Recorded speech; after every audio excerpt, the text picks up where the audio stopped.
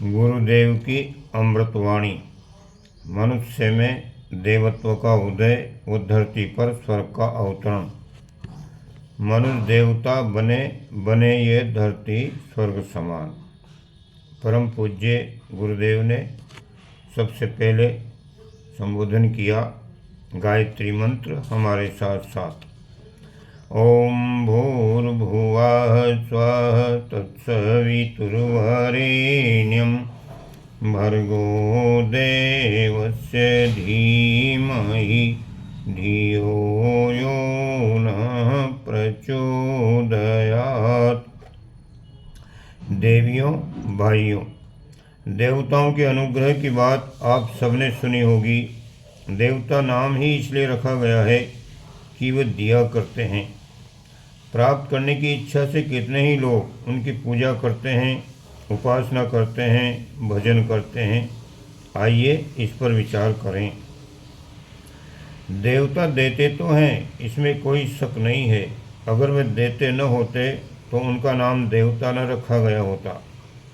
देवता का अर्थ ही होता है देने वाला। देने वाले से अगर मांगने वाला कुछ मांगता है तो कोई बेजा बात नहीं है। पर विचार करना पड़ेगा कि आखिर देवता देते क्या चीज़ हैं। देवता वही चीज़ देते हैं जो उनके पास है। जिसके पास जो चीज़ होगी वही तो दे पाएगा। देवता के पास सिर्फ एक चीज़ है और उसका नाम है देवत्व। देवत्व कहते हैं गुण, कर्म और स्वभाव तीनों की अच्छाई को, श्रेष्ठता को। इतना देने के बाद देवता निश्चिंत हो जाते हैं, निवृत्त हो जाते हैं और कहते हैं कि जो कुछ हमारे पास था वो हमने आपको दे दिया। अब आपका काम है कि जो चीज़ हमने दी है उसको जहाँ भी आप मुनासिब समझें वहाँ इस्तेमाल करें और उसी किस्म की सफलताएं प्राप्त करें। दुनिया में सफलता एक चीज़ के बदले में मिलती है और वह है आदमी का उत्कृष्ट व्यक्तित्व। इससे कम में कोई चीज़ नहीं मिल सकती। अगर कहीं से किसी ने घटिया व्यक्तित्व की कीमत पर किसी तरीके से अपने सिक्के को बुनाए बिना, अपनी योग्यता का सबूत दिए बिना, परिश्रम के बिना, गुणों के अभाव में कोई चीज़ प्राप्त कर ली है तो वो उसके पास ठहरेगी नहीं। शरीर में हजम करने की ताकत न हो तो जो खुराक आपने खाई है वो आपको हैरान करेगी, परेशान करेगी। इसी तरह संपत्तियों को, सुविधाओं को हजम करने के लिए गुणों का मादा नहीं होगा तो वे आपको तंग करेंगी, परेशान करेंगी। अगर गुण नहीं है तो जैसे जैसे दौलत बढ़ती जाएगी वैसे वैसे आपके अंदर दोष दुर्गुण बढ़ते जाएंगे, व्यसन बढ़ते जाएंगे, अहंकार बढ़ता जाएगा और आपकी ज़िंदगी को तबाह कर देगा। देवता क्या देते हैं? देवता हजम करने की ताकत देते हैं।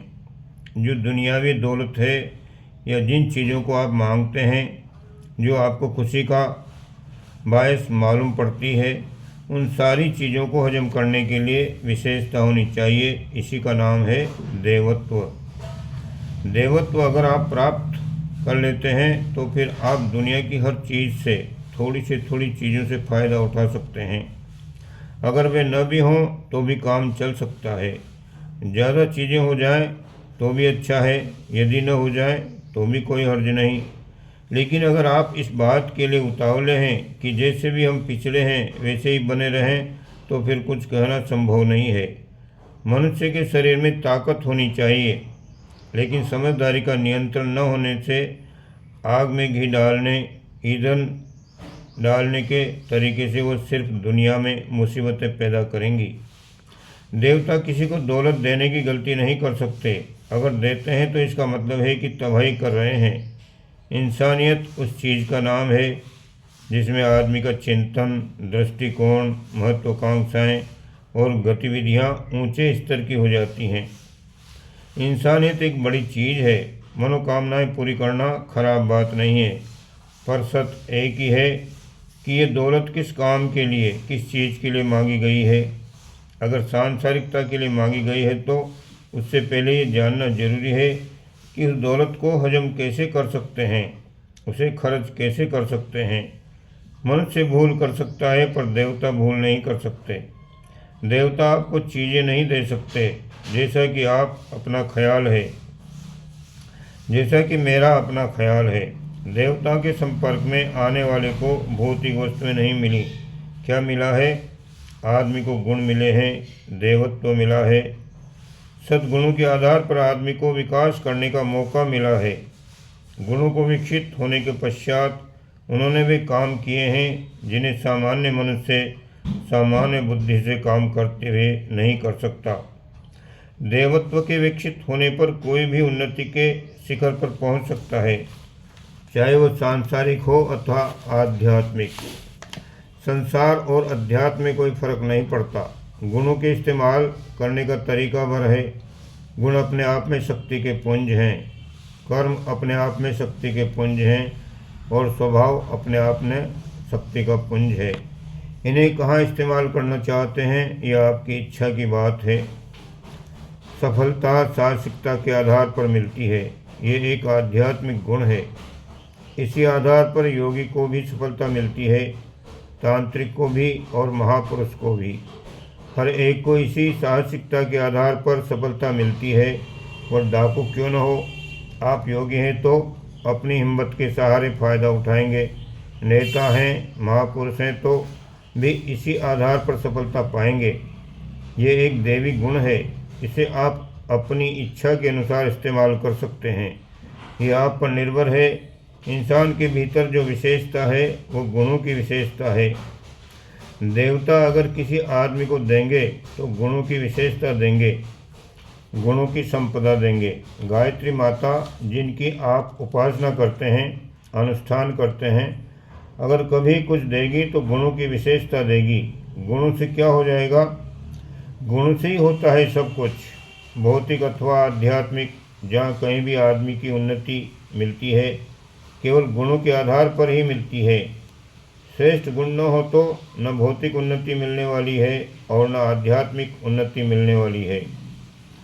आदमी जितना समझदार है, नासमझ उससे भी ज़्यादा है। ये भ्रांति न जाने क्यों आध्यात्मिक क्षेत्र में घुस पड़ी है कि देवता मनोकामना पूरी करते हैं, पैसा देते हैं, दौलत देते हैं, बेटा देते हैं, नौकरी देते हैं।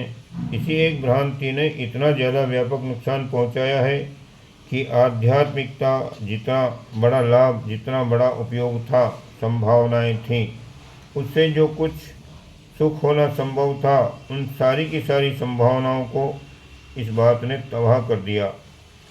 देवता आदमी को एक ही चीज़ देंगे और उनने एक ही चीज़ दी है। प्राचीन काल के इतिहास में और भविष्य में भी देवता अगर जिंदा रहेंगे, भक्ति अगर जिंदा रहेगी, उपासना क्रम यदि जिंदा रहेगा तो एक ही चीज़ मिलेगी और वह है देवत्व के गुण। देवत्व के गुण अगर आए तब आप जितनी सफलताएं चाहते हैं उससे हजारों लाखों गुनी सफलताएं आपके पास आ जाएंगी। आप क्या चाहते हैं? आपको देवत्व के स्थान पर 300-400 रुपये की नौकरी दिलवा दें, कोई देवता, संत या आशीर्वाद या कोई मंत्र, तो वो नाचीज हो सकती है।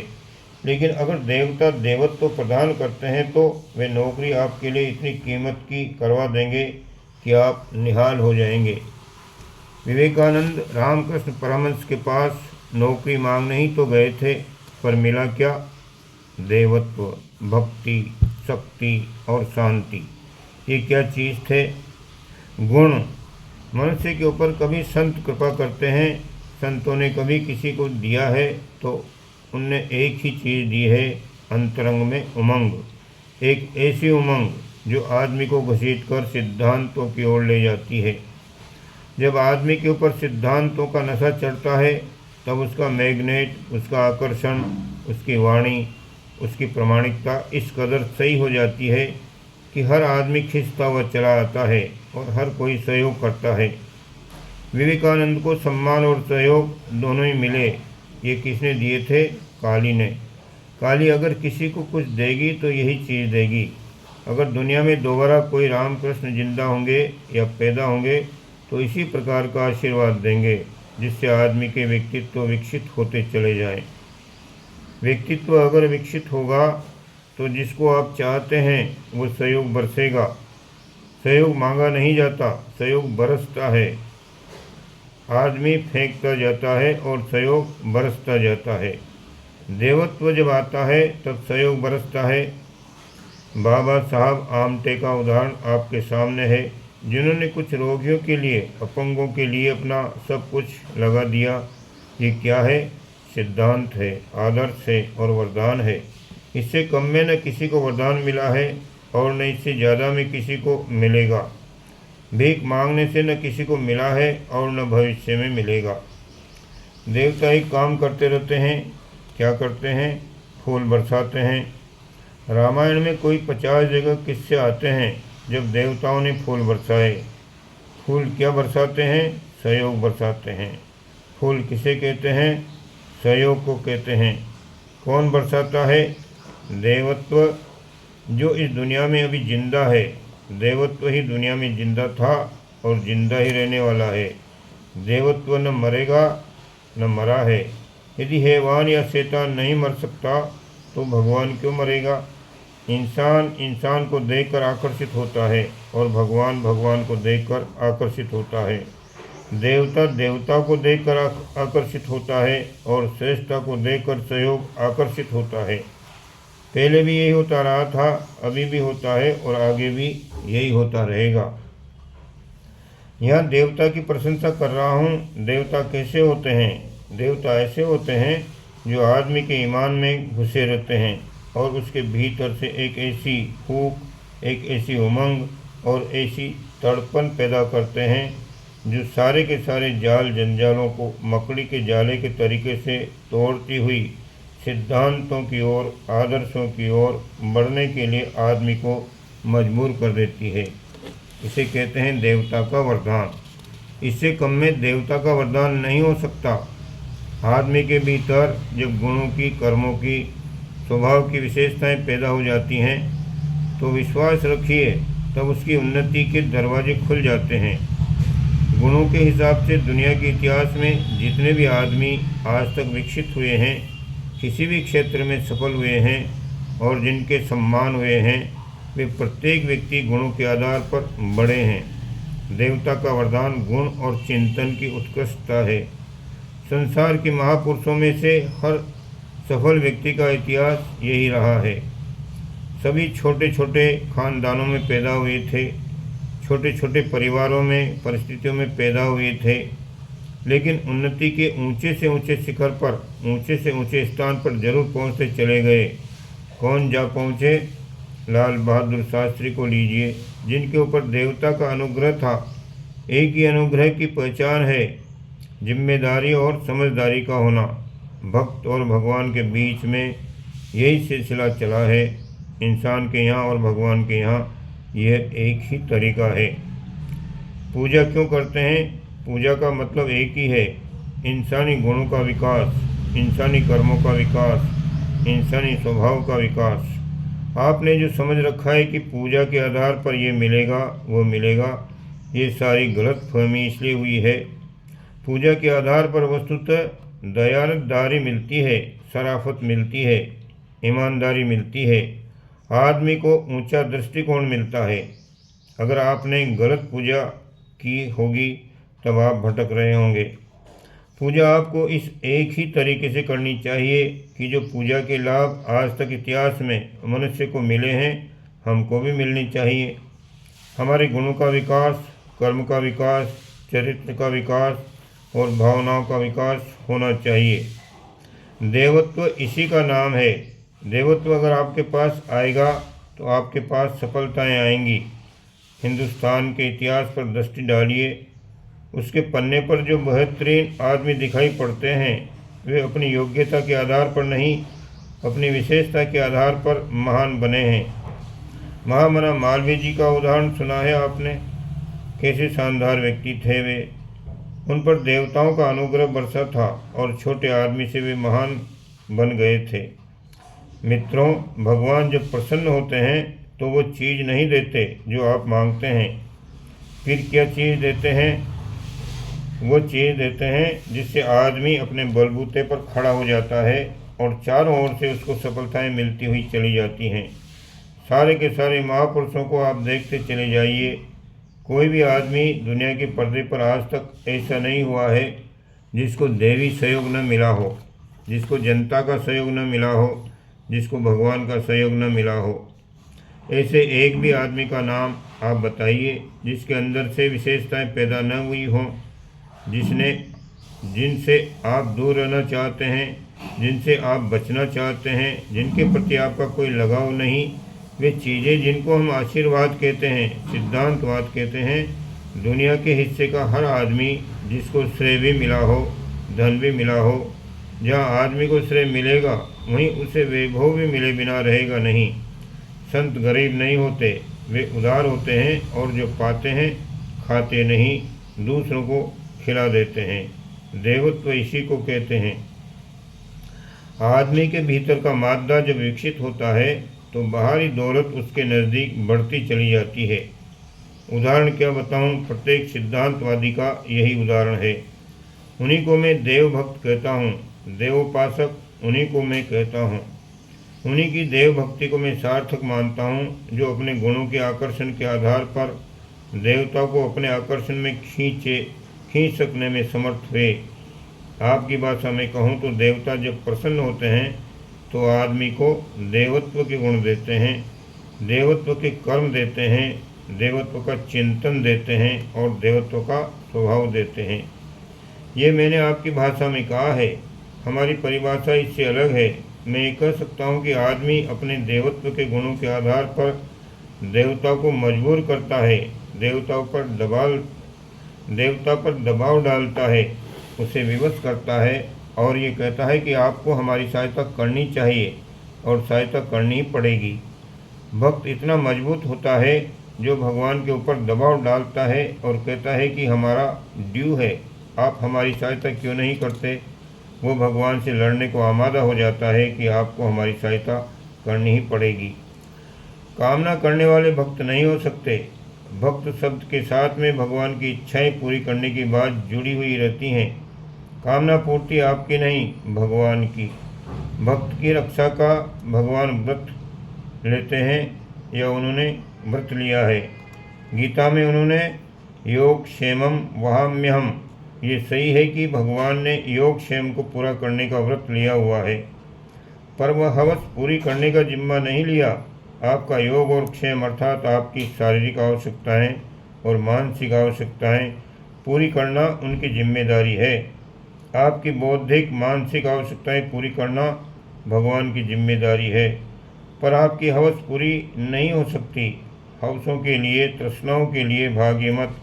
ये भगवान की शान में, भक्त की शान में, भजन की शान में गुस्ताखी है, सबकी शान में गुस्ताखी है।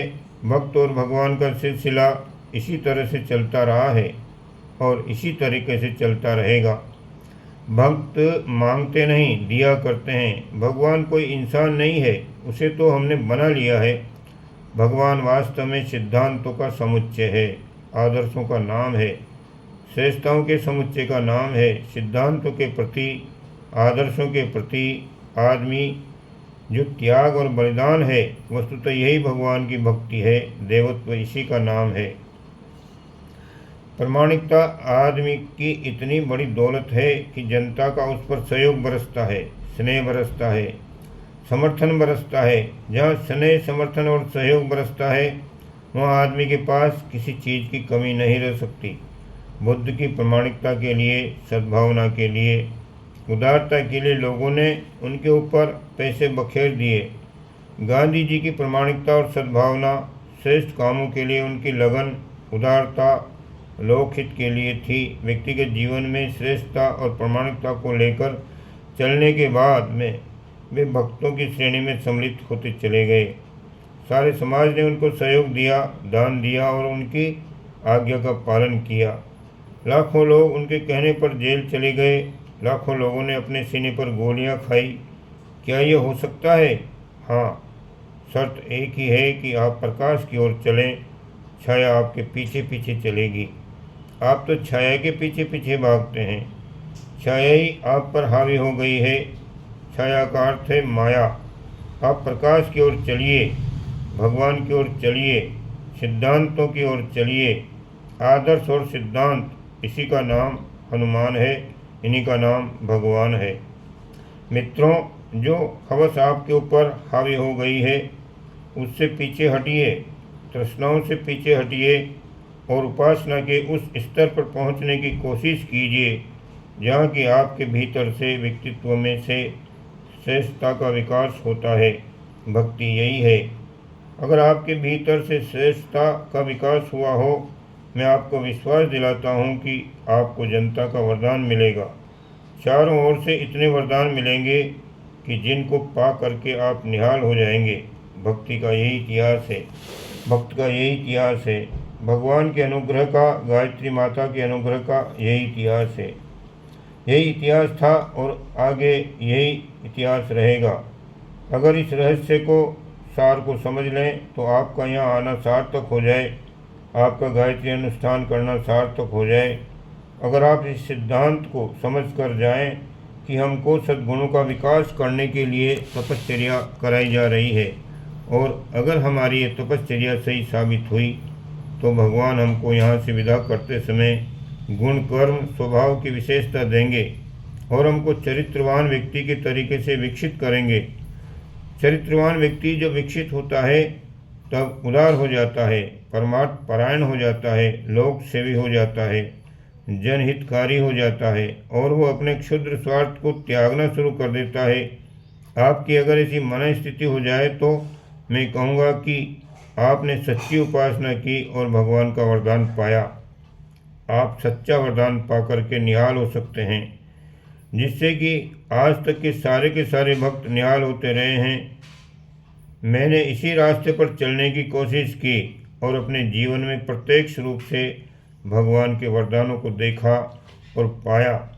मैं चाहता था कि आप लोग जो इस शिविर में आए हैं, जो बसंत के निकट जा पहुंचा है, ये प्रेरणा लेकर जाएं कि हम पर भगवान कृपा करें कि हमको श्रेष्ठता के लिए, आदर्शों के लिए कुछ त्याग और बलिदान करने की, चरित्र को श्रेष्ठ और उज्ज्वल बनाने के लिए प्रेरणा भीतर से मिले और बाहर से मिले।